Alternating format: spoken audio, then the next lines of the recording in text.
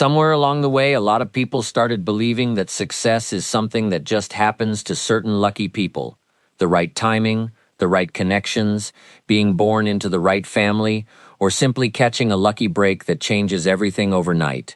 And because of this belief, millions of people spend their entire lives waiting for the right opportunity, waiting for the right moment, waiting for someone to notice them, hire them, promote them, or hand them the life they think they deserve. But here's the truth that separates the people who actually build something meaningful from the people who spend decades waiting. Success is not an accident. It was never an accident. It is the direct, measurable result of specific decisions, repeated consistently, over a long enough period of time. Today I want to break down exactly what that means, why so many people get this wrong, and what it actually takes to stop waiting and start building.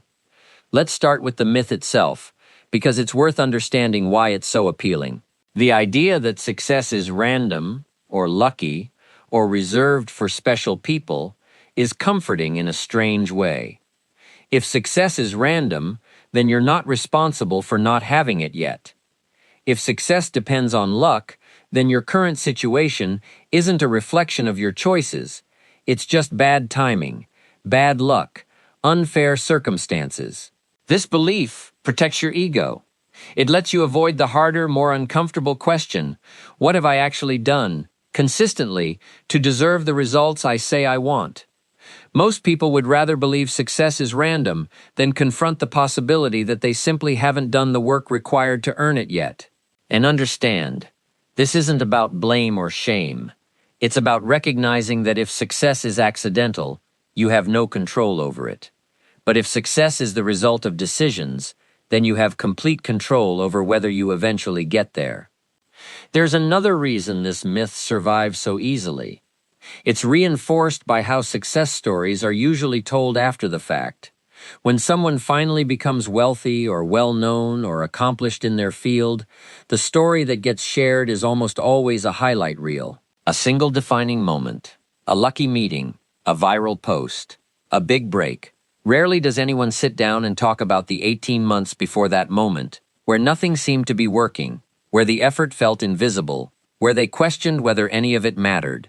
Those years don't make for an exciting headline, so they get erased from the story, and what's left behind is a version of success that looks sudden, when in reality it never was. So what actually determines whether someone succeeds or doesn't? It starts with something most people overlook completely. The size of the goal doesn't matter nearly as much as the consistency of the actions behind it. People love to talk about big dreams. Everyone has a vision of the life they want, the business they want to build, the body they want to have, the relationships they want to create. But a vision without daily action is just a fantasy, and fantasies don't build anything.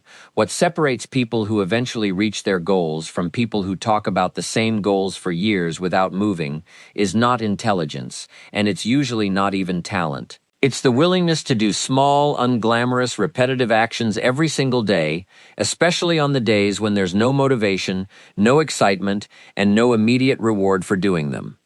This is where discipline enters the picture, and it's worth being precise about what discipline actually means, because most people misunderstand it. Discipline isn't about punishing yourself or forcing yourself through misery. Discipline is simply the ability to do what you said you would do, long after the mood you set it in has passed. Motivation is unreliable. It shows up when things are exciting and disappears the moment things get repetitive or difficult. If you're only taking action when you feel motivated, you'll only take action inconsistently, which means your results will be inconsistent too.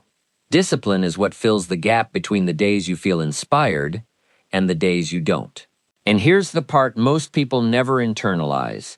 The days you don't feel like doing the work are exactly the days that determine whether you'll actually succeed, because anyone can perform well when they feel like it.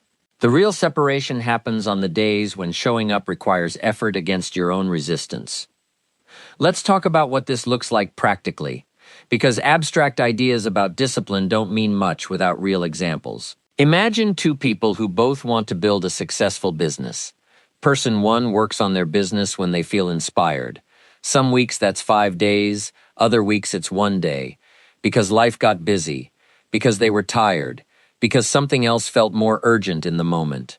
Person 2 works on their business every single day, regardless of mood, regardless of how busy life gets. Even if some days that only means 30 minutes of focused work instead of 8 hours. A year from now, who do you think has made more progress? It's not close. Person 2 isn't necessarily smarter, more talented, or luckier. They simply removed the requirement of feeling motivated before taking action, and that single shift compounds dramatically over time. This brings us to one of the most important ideas in understanding why success isn't accidental, the concept of compounding. Small actions, repeated consistently, don't just add up in a straight line. They compound, meaning the results eventually grow far faster than the effort being put in would suggest. This is true with money, with skills, with relationships, with health, with almost everything that matters. The problem is that compounding is invisible in the early stages. If you save a small amount of money consistently, the first year looks almost pointless. The numbers are small, the progress feels slow, and it's tempting to quit because it doesn't feel like it's working. But the people who understand compounding know that the early unglamorous years are exactly where the foundation gets built, even though nothing dramatic is visible yet. The same is true with skills. The first year of practicing anything difficult feels frustratingly slow. But the people who stick with it long enough eventually reach a point where their competence starts accelerating rapidly, seemingly out of nowhere, except it's not out of nowhere. It's the delayed result of everything they did consistently before anyone was paying attention. This is exactly why success looks accidental from the outside, even though it never actually is. When someone finally breaks through, gets the promotion, launches the successful business, builds the physique they wanted, becomes known in their field, people who weren't paying attention during the invisible years assume it happened suddenly, almost by luck. They see the visible outcome without seeing the years of unglamorous repetition that made that outcome possible. This misunderstanding is dangerous because it convinces people watching from the outside that success is about a lucky break, when in reality, that lucky break was usually just the moment when years of consistent effort finally became visible to everyone else. Now let's talk about something equally important, the role that failure and setbacks play in this entire process. Because success not being an accident doesn't mean the path there is smooth. Almost everyone who's built something meaningful has failed, multiple times, often badly, along the way. The difference between people who eventually succeed and people who give up isn't the absence of failure, it's how they interpret failure when it happens. People who see success as accidental tend to interpret failure as proof that they're not cut out for it, that the universe is against them, that they should have known better than to try. People who understand that success is built through consistent decisions interpret failure completely differently. As information, as feedback, as a signal about what needs to be adjusted, not as a verdict about their worth or their potential. This single difference in interpretation determines whether a setback becomes the end of the journey or simply one more data point on the way there. There's also a specific kind of decision-making that separates people who build real success from people who stay stuck, and it has to do with what they're willing to sacrifice in the short term for the sake of the long term. Nearly every meaningful goal requires giving something up now in exchange for something better later. Sleeping less to study, spending less to save, working while others relax, saying no to instant comfort in exchange for future results. Most people are unwilling to make this trade consistently because the sacrifice is immediate and certain, while the reward is delayed and uncertain. This is uncomfortable, and it's exactly why most people don't do it, even when they know intellectually that it would help them. Understanding that success requires this trade-off, and choosing to make it anyway, day after day, is one of the clearest markers of someone who is building something real instead of just hoping for something to fall into their lap. It's also worth addressing the role that environment plays in all of this, because your surroundings either make consistency easier or make it dramatically harder. If you're surrounded by people who mock effort, who see ambition as arrogance, who are comfortable with mediocrity and expect you to be comfortable with it too, staying consistent becomes an uphill battle every single day. On the other hand, being around people who take their goals seriously, who show up consistently themselves, who normalize discipline instead of mocking it, makes staying consistent significantly easier, because the environment stops working against you and starts reinforcing the behavior you're trying to build. This is why the people you spend the most time with matter so much more than most people realize, not because you need to abandon everyone who isn't as driven as you, but because you should be intentional about who has the most influence over your daily standards. There's a practical exercise worth mentioning here. Take an honest look at the 5 people you interact with most often and ask yourself what standard of effort and ambition they consider normal. If their normal is comfort, complaining, and staying exactly where they are, that becomes your normal too, slowly and without you noticing. If their normal includes growth, consistency, and taking responsibility for their results, that becomes your normal instead.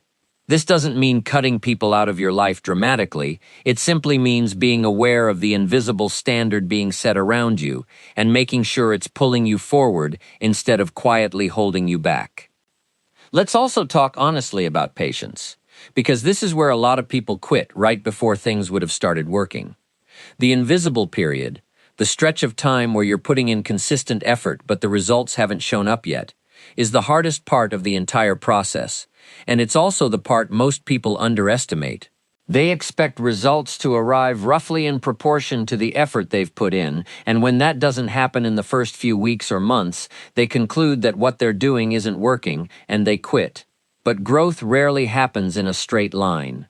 It often looks flat, or even discouragingly slow, for longer than expected, and then accelerates rapidly once enough consistent effort has accumulated beneath the surface. The people who succeed aren't necessarily the people who never doubt the process. They're the people who keep showing up even during the doubt, because they understand that quitting during the invisible period guarantees you'll never see the results that we're building the entire time. It also helps to redefine what a good day actually means during this invisible period.